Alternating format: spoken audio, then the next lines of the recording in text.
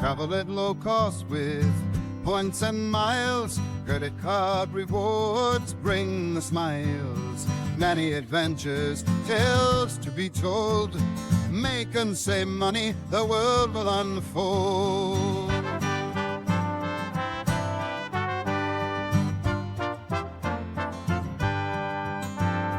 Fight the war on happiness, pick up the gold. Hurdy Gurdy Travel Podcast breaks the mold. You're listening to the Hurdy Gurdy Travel Podcast. I'm your host, Justin Vacula, here to help you travel the world at next to no cost with credit card points, miles, benefits, and loyalty programs. Thanks for joining me for today's episode. Krakow, Poland, Trip Report. Co-host Darren Remsberg joins me to discuss my recent trip. Visit meetup.com/Philly miles and points to RSVP for monthly Greater Philadelphia travel. Credit miles and points meetups I host in Willow Grove, Pennsylvania. The next meetups are June 22nd and July 13th, 2025. Find a link in the show notes. For more content between podcast episodes, follow Hurdy Gurdy Travel Podcast on Facebook and X. Follow Justin Vacula on Instagram. Subscribe to Hurdy Gurdy Travel Podcast on YouTube for daily content, including travel videos, podcast clips, community, and posts. On with today's episode, recorded May 29th, 2025. Welcome back to the show, Darren Remsberg. Thank you, Justin. I'm looking forward to what you're going to put in my hands for the cover of this episode. We've had a number of credit cards. We've had a fish. Is it going to be a LOT airplane? Is it? Ooh, yes. Maybe the business There class you go. airplane. We'll have to have Spoilers. We'll have to have our listeners check it out, and they can. It'll be a surprise. I'm not sure the fish was there. I think I've always covered the fish and maybe hold something else, but there was definitely fish for breakfast in Poland, which I found intriguing. Yeah. This is great. I feel like I'm traveling vicariously through you these days. My travel schedule's been a little bit slow here in the spring and beginning of the summer as we get ready for high school graduation at my house. And then we have some summer travel planned. Looking forward to that. Always enjoy joining you and going through what you've been up to. And this one's, I think, a little bit different. Some folks may ask you, Justin, why Poland and why Krakow? There was an Air Canada transfer bonus some time ago. I had transferred Chase Ultimate Rewards points. It cost about 65,000 UR for one way in LOT Polish Airlines business class. So booking through Air Canada, they have a partnership with LOT Polish Airlines, and I was able to book with them. And there was a 25% transfer bonus. So because America loves math, it was about 52,000 Chase points.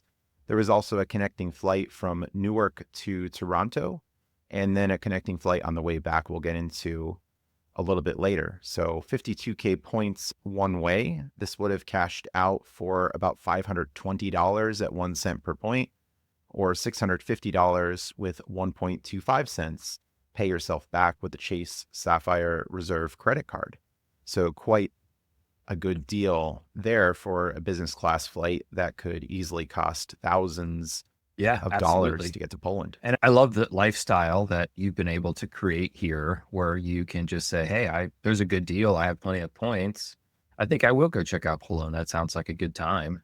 I think many of us that have the 9-to-5s, we're a little more restricted maybe in the time off we can have or family schedules and so forth. But the combination of hopefully enough miles and points to fly you and whoever you're traveling with perhaps to a location at the last minute when the right deal comes along, and your combination of having the freedom to do so is outstanding. And of course, allows me to join you and talk about all the great trips you've been going on. Yes, a solo trip. This time I had a great time with it. I met a friend in Poland as well. We'll talk about a little bit later. I booked this about a year ago. This had me flying out of Newark. And in the last few weeks, it wasn't good news about Newark. It's May 29th, we're recording. There happened to be an NJ transit strike. I was planning on taking trains and buses to get to Newark from Philadelphia, but that fell through. That got derailed. So I ended up doing something creative as I was talking with past podcast guest Mark Konczynski, saying that he had booked park and stay rates at different hotels in the past And I was wondering if Hilton had something like this. So I called my Hilton Honors Diamond line and spoke with the concierge at Hilton and explained the situation. I said I wanted to book a park and stay, and it was necessary for me to split the transaction between multiple cards because I have all these Hilton credits, these $50 Hilton quarterly credits on Hilton Surpass credit cards and business platinums. So they found a hotel. This was Hilton Hampton Inn, Elizabeth, New Jersey, that had a park and stay rate that I did not have to pay the full amount in advance. I was able to pay at property, so they just needed a credit card to hold the reservation. I pulled out my trusty pocketbook of cards and split tender $50 and paid for that using the Hilton credits, which I thought was really nice rather than going to a restaurant and using it for food or once again wailing out at a spa. I think that is a fantastic tip. One, that you were able to call the concierge line, or what was it, the Hilton Diamond line, and Yes. that they were able to locate a stay and fly or stay and park rate for you at a hotel that worked. And I guess you didn't ask him if I could use gift cards there, but it sounds like it turned out that you could. Yes, that was acceptable as well because they took credit Yeah, cards. and so you were able to split that up. Fantastic. That's what a way to start the trip with all those wins. Yes, and I had the little lifestyle enhancement, I think, of getting to the hotel the night before, which I'm increasingly been a fan of, rather than having to get up early, drive out in the morning, potentially be rushing, and then have issues with traffic. Now, Philly to Newark, not the biggest drive, maybe about an hour and a half, but it was nice to leave the night before, have breakfast in the hotel, use the hotel shuttle to get to the airport. So that was nice too. I didn't need to Uber. They had that. It wasn't a fantastic property by any means. It was a Hampton Inn that was pretty standard, but I got there late. I slept, had breakfast, and left my car there. So it was about $240 for a week of parking and one night. So that was quite nice. If I were to have been able to change the reservation, which Air Canada wouldn't let me do that. They said, oh, you can't have the flight to Toronto the night before because it was Newark to Toronto and then Toronto to Warsaw. I would have flown to Toronto, stayed a night in Toronto, and had that peace of mind to not have to deal with issues of delays or cancellations given all the drama going on in Newark. But they were able to move the connecting flight a few hours earlier, so they did give me that. So I had more peace of mind, and then I ended up with a better layover in Toronto, and thankfully no significant delays at Newark. That is also a big win these days with all the air traffic controller challenges they're having in Newark and a number of flights being moved. Sounds like you really did I know you weren't able to move your Air Canada flight, but I think in the end, this worked out really well, and sounds like it went uneventfully. Yeah, so it worked out well. Thankfully, no significant delays, no problems with Newark. I was able to use a lounge in Newark. It was a United lounge. It was awkward in that I showed them the boarding pass for business class and said, look, this is on the same itinerary. I'm flying with Air Canada. And then they start asking me if I have a club membership, and they wanted me to pull up the United app. And thankfully, I do have the club membership. So I don't know what would have happened if I didn't have the club membership. Would I have to negotiate with them about getting in? Because the first flight was economy, the second was business class. Who knows? But the lounge was all right. It was spacious. There was a lunch set up there. So breakfast at the hotel, lunch at the United lounge. Used my laptop, hung out there using the United lounge. And then flying to Toronto, I went to a Maple Leaf lounge that was even better than the United lounge. Hot veggies, hummus station, pita bread, self-serve alcohol, which is different because usually in the US, they make it for you. So you could just get whatever you want and just pour how much you want. And it was even more spacious. So that was interesting. The Maple Leaf lounge, I had to walk quite a way to get there and go through another security checkpoint in Toronto, but it all worked out. The signage wasn't great. I ended up just asking where to go and they directed me there. Yeah, we had a long layover in Montreal coming back from Scotland this summer and stayed in a Maple Leaf lounge and really enjoyed it. I agree. Not the very best lounge, of course, but for a sort of business class, domestic-ish type lounge, I think it was certainly met all our needs for a layover. And I had access there because the next flight was business class. So there wasn't any negotiation or backing off or pull up this other app and show your membership. So it worked out hanging out there for a few hours. The LOT Polish flight, boarding the flight, turning left into the business class area. It was 3 or 4 different rows, and this was a 222 configuration. So it was different than JetBlue Mint, where I had my own row on the left side with the door and the cubby. This one was just open. There were no privacy shutters, anything like that. I booked in the middle. So this way I didn't have to step over someone or be stepped over if someone had to go to the restroom. You could just walk right out into the aisle and the other person can walk out into the aisle. So I think the middle is king in this configuration. And it wasn't full. I had asked, can I move back? Can I get my own row? And I had my own row on the approaching flight and the departing flight. So once the boarding was concluded, I was able to relocate and have even more room and more peace and quiet. Is that like even more space? That's a different airline. Yeah. Ooh, yeah. It's a business plus, maybe affluent plus for those in the know. There you go. Yeah, I imagine Yes. things were a lot different than your JetBlue Mint flight compared to the Polish LOT flight, but still business class, right? Still lay flat. Yes, lay flat indeed. The seat did completely go back, and I'm a little bit over 6 foot, so my feet were hitting the footwell area, and I was trying to find a comfortable position. Sleeping on my side, I think, was best. In this one, and having my own row, it was interesting because I can put the tray table up on the other seat, and my food can sit over there and drinks can sit over there as I had it. So I didn't need to completely sit up while I had the food and drinks. So there was even more space, yes, for that. No Wi-Fi on this. So having Netflix, I was watching Breaking Bad, the end of Breaking Bad, Better Call Saul on the return. So I had downloaded to the phone and I was able to do that. I had the video poker app to practice video poker and other options on my phone. So no Wi-Fi. It was old in-flight entertainment. It looked like some of the phones that were in Breaking Bad, but I don't care about in-flight entertainment. I have my phone. I have things to do there. And lots of food and drinks. It was humorous because I thought that the entree had come out and then they brought another plate of food. And I asked, what was this? Oh, this is what you ordered. A lot of food on LOT Polish and many different drinks, including Polish style drinks.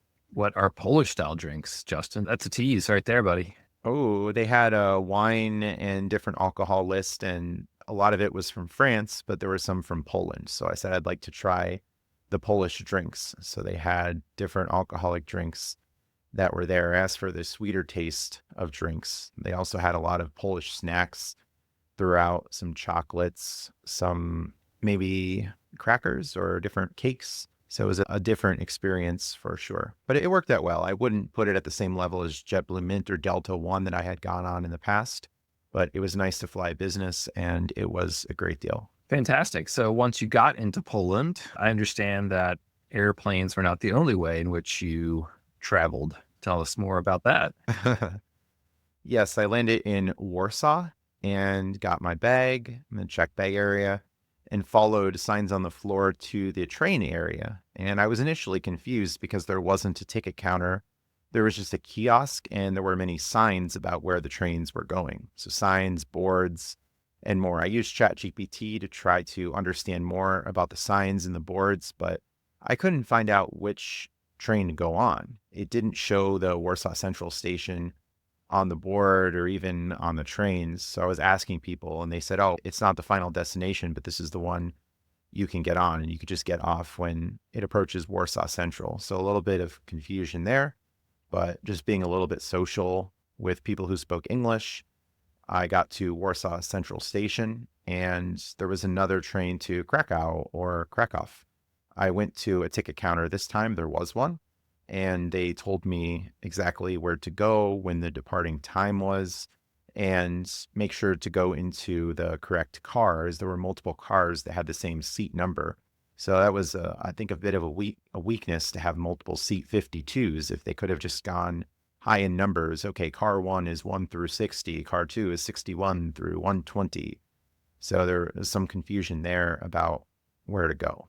But it all worked out. A new experience with these kind of trains in Poland, my first time in Poland. but it was nice. It was about a 2-hour ride to Krakow.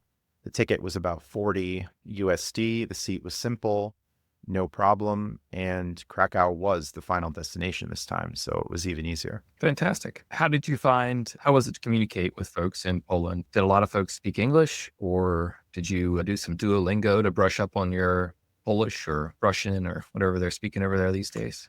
I didn't do any language prep.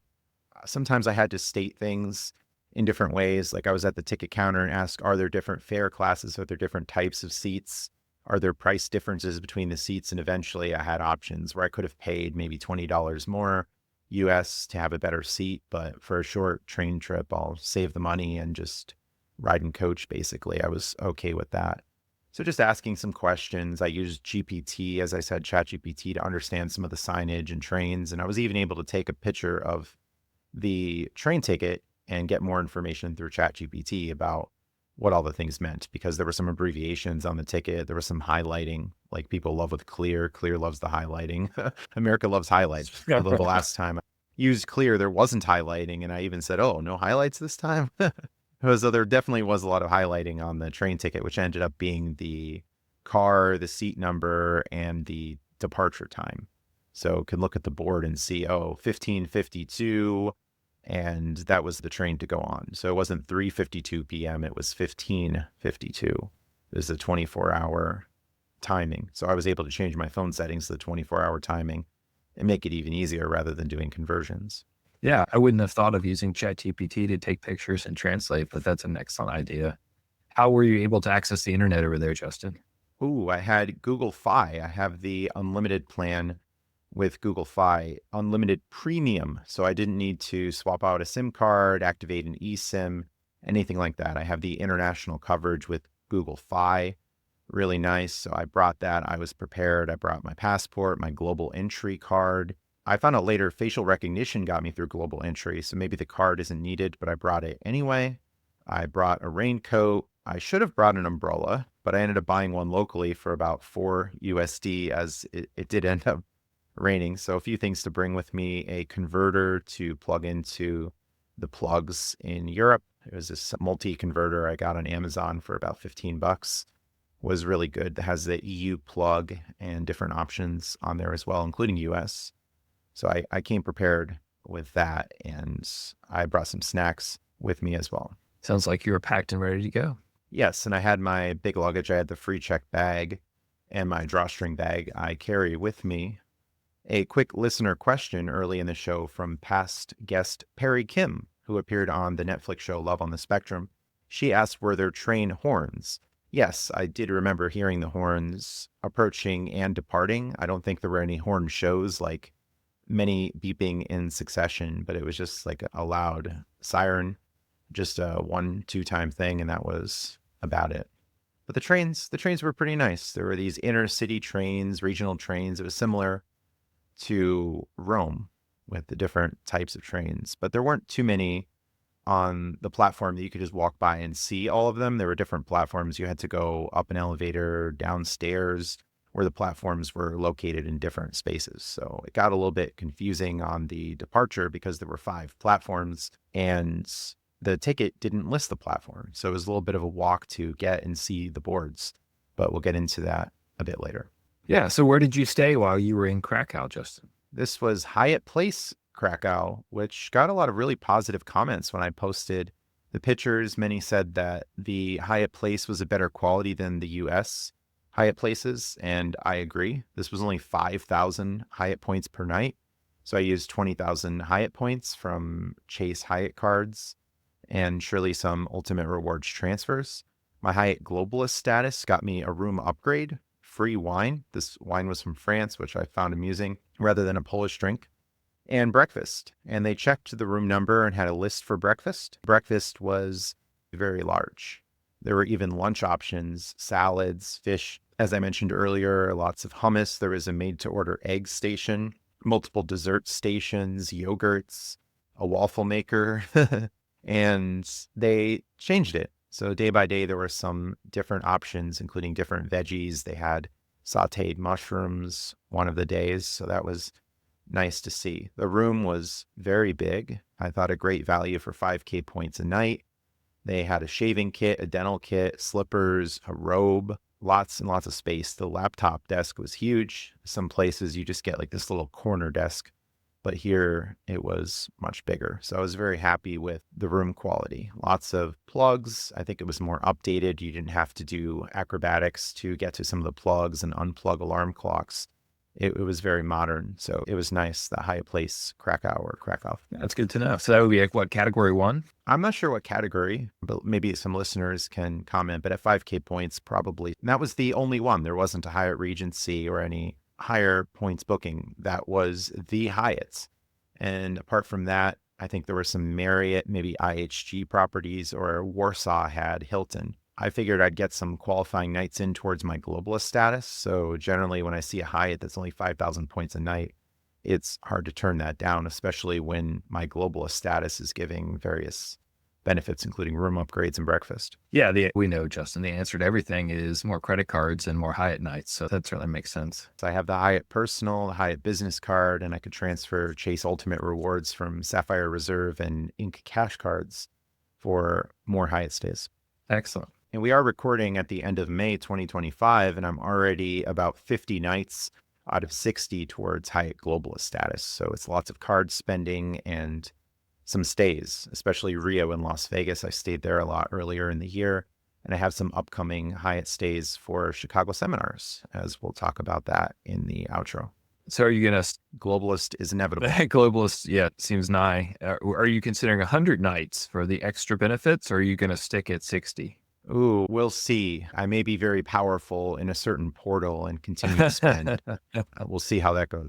We wish you luck. So once you were in Krakow, got the train, plus or minus horns. Were the horns in English, Justin, or would you say they were in Polish? Was it clear, not clear? I think the horns were just horn sounds. Fair enough. I didn't think the horns had a language. All right. Universal language. There you go. What did you find to do in Krakow, and how did you figure out what that looked like? Did you use... I know I've been using a lot of ChatGPT lately for tentative itineraries. Yes, I asked ChatGPT, plan a walking tour. It suggested parks, it suggested Old Town area. There was Wawel Castle, if I'm pronouncing that correctly. That was a very spacious area with older architecture, and that was the Krakow motif. The architecture was definitely older, even outside of the Old Town area. It was a lot different than Warsaw, which is taller buildings, skyscrapers, and more modern, whereas Krakow had an older feel to it, which I liked. Lots to see, and you didn't feel so overwhelmed by the taller buildings, and it wasn't as busy. So I really liked it compared to Warsaw, which we'll mention later. And the hotel was a little bit, maybe 15-minute walk to some parks, and then from there it was like a 20-minute walk to National Museum, and then from there maybe about a half an hour to Old Town, and you could hop on trams or trolleys or even buses to get around and shorten the distance, or take Uber. So that was an option, but I came with the intention of getting a lot of steps in and taking some video and taking the scenic routes. It was quite impressive. I thought the castle area was nice. You got to see all kinds of different buildings, get great views of I believe it was the Vistula River, boat tours. There was a Ferris wheel, a hot air balloon that you got to see from high above. I'm going to be uploading these as YouTube videos. I have the short travel videos in between podcast episodes, usually 3 to 5 minute videos, but I'm still getting through other content first. The Old Town had some cathedrals, a lot of different types of buildings, lots of vendors, lots of restaurants, different market areas, lots and lots to see. Even some birds, fake birds on a street sign. And there was a big giant head, not to be confused with the big giant head from the show Third Rock from the Sun, but it was a head that was just observing the square, I suppose, that was on its side. So lots of interesting things, and a Hard Rock Cafe, which we'll get into later. There was also a salt mine that's a UNESCO protected site. That was about a 30-minute drive. I mentioned I met with a friend, Tomas, and went with him inside of the mine. There was a guided tour. It was about 2 hours, and it cost about $35 US. So not bad. Many lakes, statues, chapels, and history as told by the tour guide. You couldn't just go in and explore by yourself, and they were very particular about that. There were even times exiting an area, oh, you have to wait for us to go with us. So they didn't want people just wandering into the mines and perhaps safety concerns there. Learned about Saint Kinga, patron saint of Poland, formerly Princess Kinga, a 13th century princess. So there was some lore there, and they said some myths that you could take with a grain of salt. I think that was the only salt pun. I think they could have done better with the salt puns, but it was still a good experience. I uploaded about 60 photos to the Hurdy Gurdy Travel Podcast Facebook page, lots and lots to see in the mines. And there were even Lord of the Rings signs at the end. It seems like they had an event where people were cosplaying or dressing up as many of the characters from Lord of the Rings. No dwarves, though, in the mines, but there were a lot of gnomes. Seems like they really missed out. No dwarves and only one salt pun. I think they could have done better. They'll build it better for next year, maybe. Yeah. Make sure you leave those Viator reviews so that they know how they can improve and attract more. But it is a really good experience, and it was a group of maybe 20 people, so you had to stay with the group and keep walking. But there was enough time to take a lot of photos, even some quick videos if you wanted to. It was a really cool experience. I haven't been in a salt mine before. I've only been in a coal mine, and that was quite some time ago in the Scranton, Pennsylvania area. And I looked up, are there other salt mines? And there were about 10 in Europe, and not all of them are even open to the public. You would just see the outside area.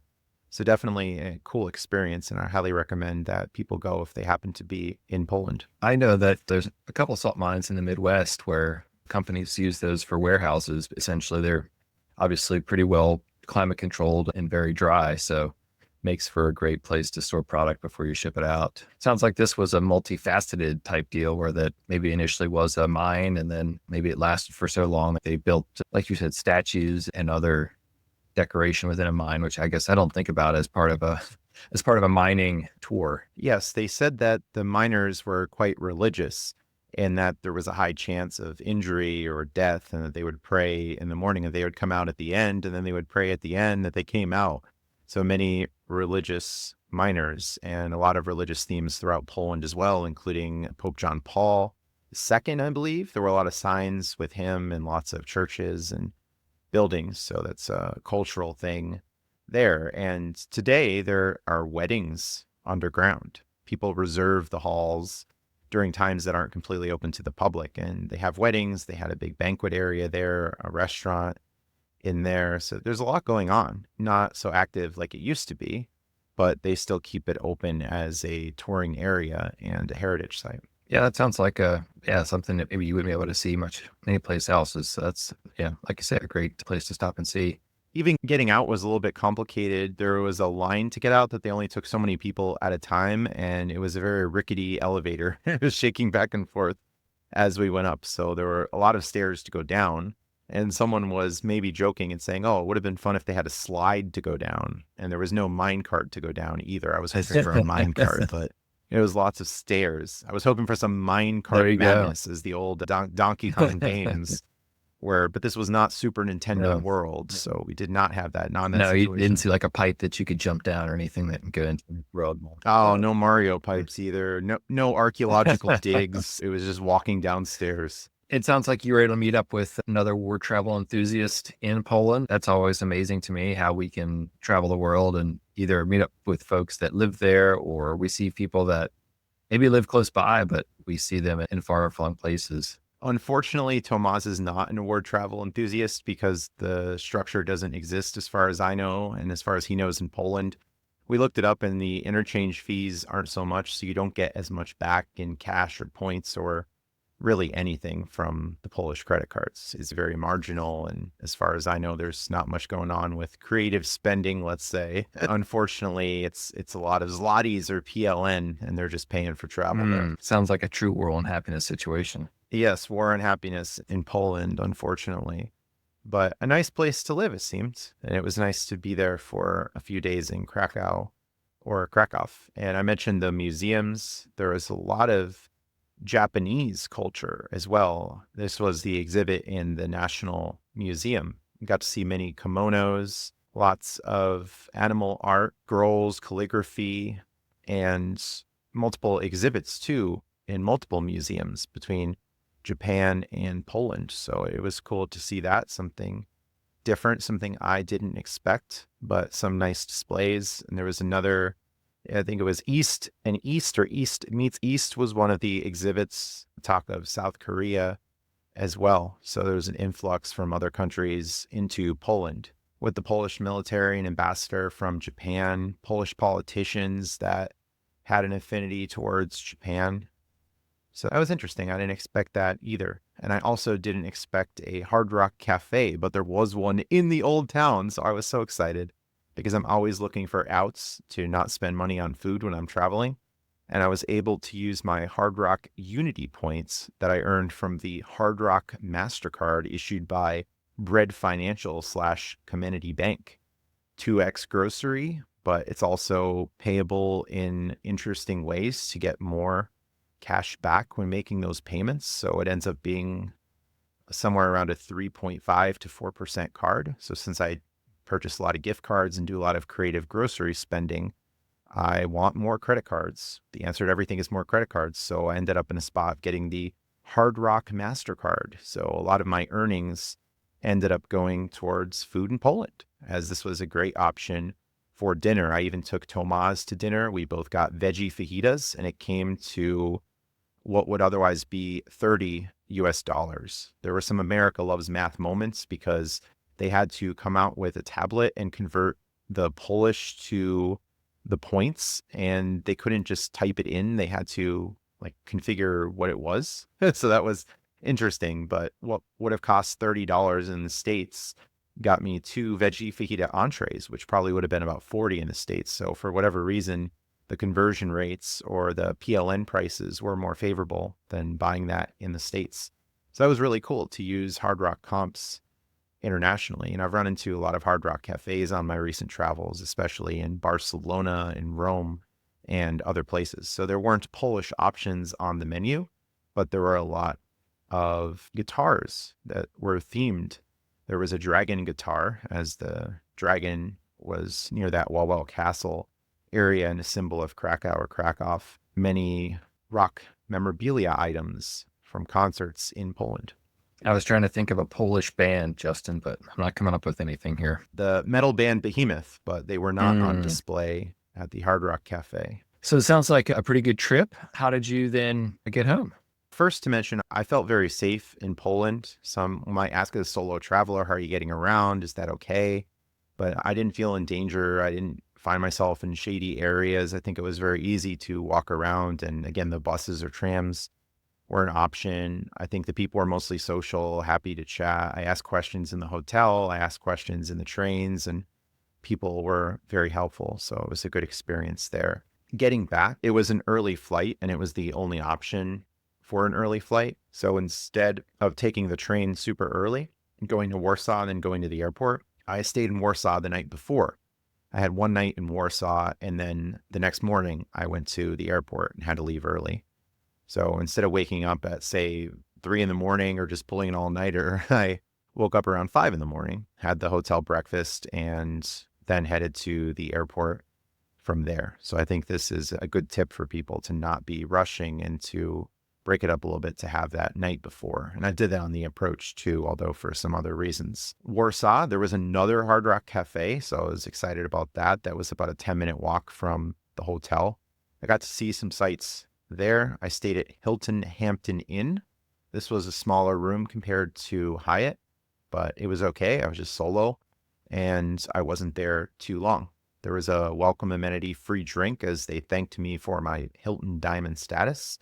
I had a free drink at the bar ticket, and they gave me some Polish chocolate candy. There was still a massive breakfast. I was able to take an Uber from the hotel to the airport. And this was a little bit of a complicated flight, I think. It was a flight to Rzeszów, which I thought was Resro, but the pronunciations, again, RZ is as a J, and the ROW was off. So when I was talking to locals, flight to Resro, and they're looking at me, I said RZE. Oh, Rzeszów. Oh yeah, I could have figured that out. That's funny. Yeah. And I suppose there could have been a situation where I just went from Krakow to Rzeszów, but it was Krakow to Warsaw, and then Warsaw flying to Rzeszów. So this was similar to an experience I had in the States where I fly from Philly to Boston and then Boston to Vegas. And I'm basically flying back over to Philly or back over Philly. So this was a weird routing. It was okay. It worked. I went to a small priority pass lounge in Rzeszów, and then it was a 10-hour flight from Rzeszów to Newark. And how did that, you said you left early, so that was mostly a daytime flight then? Yes. So it was a lot of traveling, as it was the Uber, then it was the time in the first airport, the connecting airport, the flight back, and then driving home. But I was able to sleep on the flight on the way back. I had my own row. Once again, I asked to move back, so I had lots and lots of space. It was another 222 configuration, and I was overall happy with the experience. Very good. Newark, a little bit complex, using the hotel shuttle to get to the hotel. I had to take an air train or air tram to get to the parking area. You couldn't just walk there. It's a very big airport. And then at the hotel, I asked, do I need to validate something? What do I need to do? Oh, you just go. The gate is up. I ended up hanging out in the lobby a little bit and then driving from Newark back to Philadelphia. So with the time changes, I think by the time I was at my car, it was around 5 o'clock, 6 o'clock, as Poland was 6 hours ahead. So I was back through time in some way, but then back on the usual time. So it was not too bad. It wasn't a really late drive. If I got back around midnight, I probably would have stayed at the hotel rather than driving back so late after a long travel day.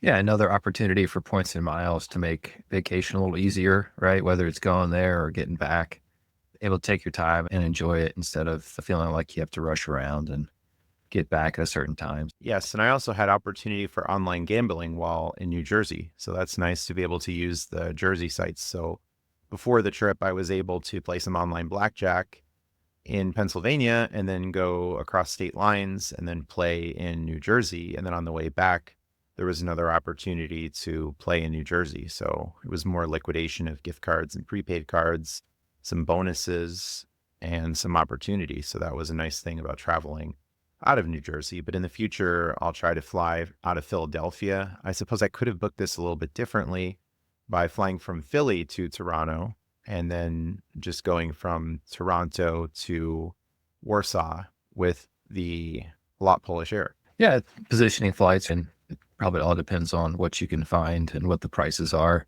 Air Canada, I would think, to your point, would much easier to find a flight leaving from Newark to Toronto on United than it would be to find a similar flight from Philadelphia, given Philadelphia's affinity for American, speaking of world happiness. But whereas United is much more likely to have flights available.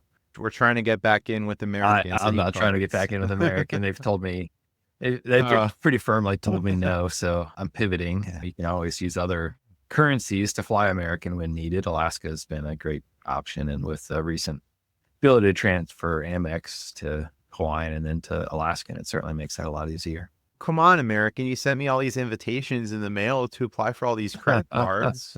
Yeah.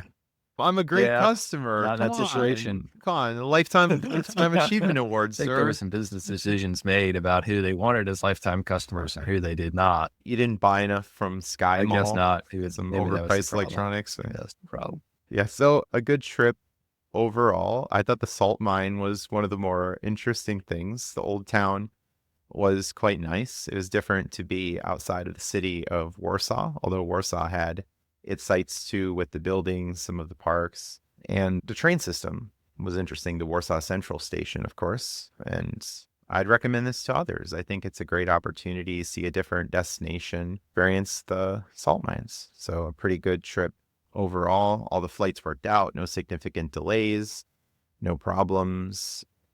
It was quite nice to have a low pain experience. I didn't get stranded anywhere. The trains worked out, even though there was some confusion. I was able to figure it out with some help. Yeah, sounds like a great trip. And yeah, something a little off the beaten path. We hear a lot of folks flying to the classic cities in Europe, the Parises, the Londons, the Romes. And I know you've been to those places as well, but it's nice to explore something a little different and be able to see some things there. So sounds like a great trip, Justin. Thanks for sharing it with us.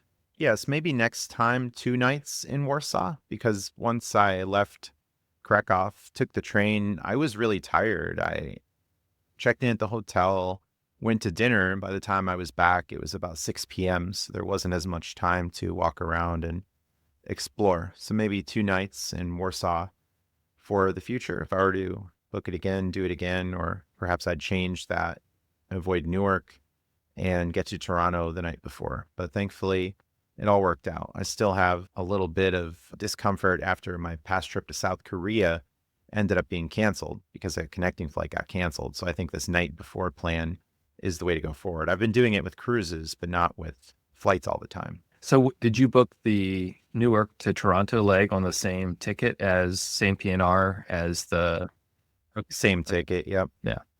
Yeah, that makes it a little easier versus a positioning flight, right? Where if your positioning flight gets canceled or delayed and it's not on the same PNR, you're out of luck, which is, I think, what you ran into.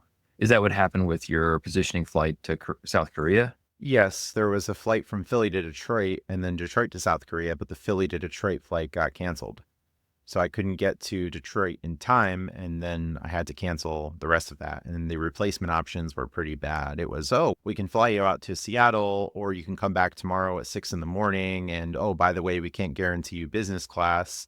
I'm like, okay, got to cancel the hotel now, and called the hotel, canceled that.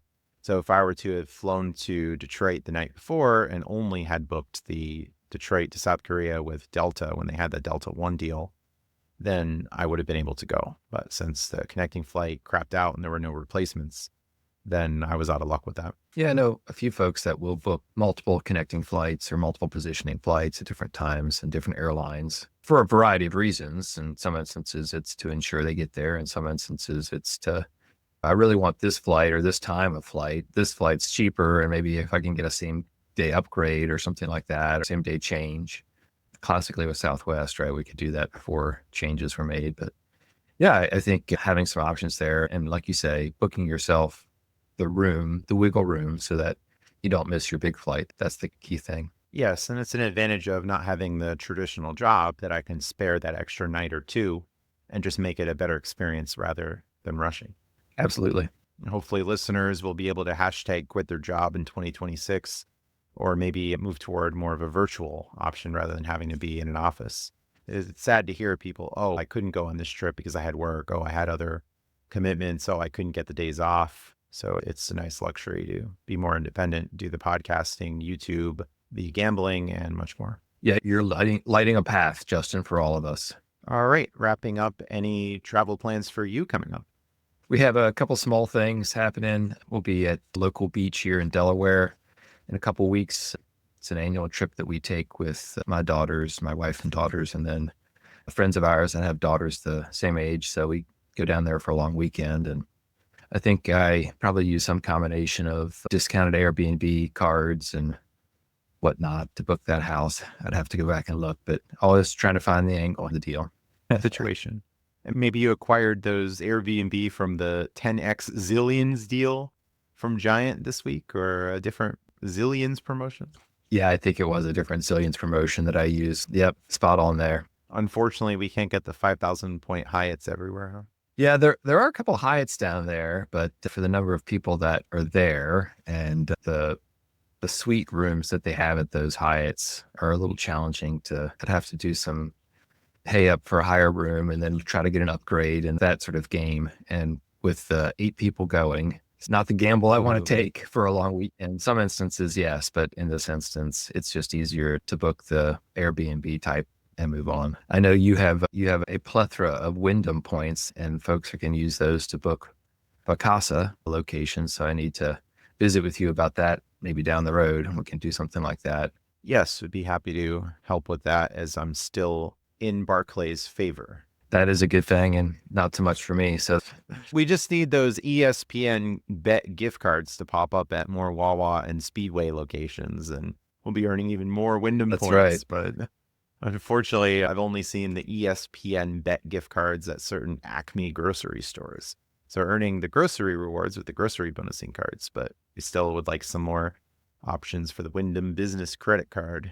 And coming up for me, June 22nd is the next meetup for Greater Philadelphia Travel, Credit Miles and Points. Hopefully you'll be there, Darren. And then June 29th, flying to Amsterdam. I'll be staying a few nights in Amsterdam and then cruising out of Amsterdam on a fjord cruise. So lots of difficult to pronounce places, similar to Poland, but a much different experience going out of Rotterdam and Amsterdam. And that's another cruise offer. Holland America. This was the Win offer, the Win tier match, stay 2 nights, get a comp cruise offer from months and months ago. So the cruise will be July 5th through the 12th. And I'm going to Amsterdam at the end of June, staying a few nights, and then flying back to Boston, and then Boston to Philadelphia. Good luck with those pronunciations, buddy. We were listening a couple of years ago, and there's a lot of K's and J's, and they're in orders that is not familiar to me. But I think it'll be beautiful, and you'll have a great time. And clearly, you figured out the secret sauce to get these status matches and cruise matches, and another well done opportunity here. Yes, at least 8 cruises this year. And I've been passing on some of them. My Vegas is offering an Alaska cruise for 1.5 million LP. Very small number out of my 30 million points. I have another Alaska cruise coming up this year, so I'm going to pass on the My Vegas Alaska interior room and go with the Princess Alaska cruise from another match there. I'll be cruising with past podcast guest Mandy, who has a Princess offer as well. So double dipping on the cruise offers there. Very nice. Appreciate the opportunity to come and talk with you about your trip, Justin. Again, appreciate you sharing that with listeners and with me. And I always enjoy the opportunity to learn about what you're up to and how you've been able to leverage points and miles to travel the world at free or no cost. Low cost? Yes. Travel at low cost with points and miles. Oh, now it actually is me singing. People thought that I was singing in the intro, but it's just the AI Full circle. Singing from the website udio.com. Yeah, good deal. Where else can folks find you this year, Justin? Where are you going to be speaking, and what else are you up to? Oh, yes. Ticket sales for Zorkfest 2025, a miles, points, and gambling event, are live at zorkfest.travelzork.com. That's in Las Vegas, December 5th through the 7th at M Resort Casino Hotel. There's also Chicago Seminars, Hyatt Regency O'Hare, November 7th through the 9th, 2025. Listeners can use the promo code Hurdy Gurdy as one word when buying a ticket to support me. And October 24th through the 26th, 2025, Chicago Seminars, Holiday Inn Chicago Oak Brook. You can use promo code I must have a promo code 20 for $20 off tickets. So various speaking engagements, 3 upcoming in 2025.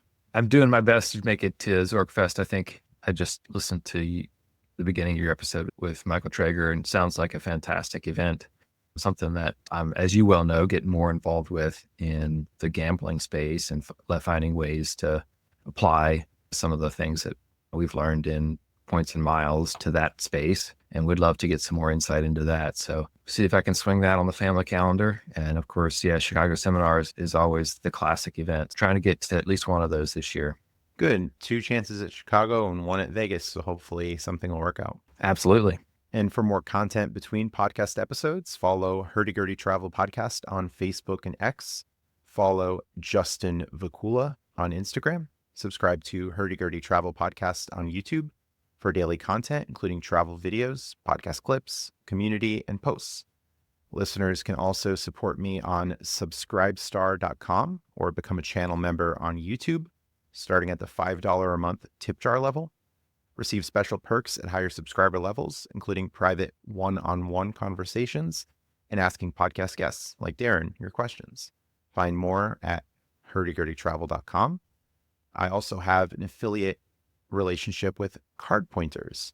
You can use my link at cardpointers.com/hurdygurdytravel for a discount on annual and lifetime plans. They were recently announced App of the Day by Apple. Card Pointers has a great app and browser tools to automatically activate credit card linked offers from various banks to maximize your savings. The AI features of the website Descript helped me edit and improve audio quality. Thanks for listening. Have a great day. Travel at low cost with points and miles. Credit card rewards bring the smiles. Many adventures, tales to be told.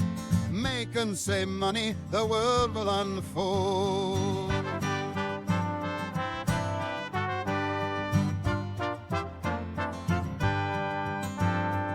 Fight the war on happiness, pick up the gold.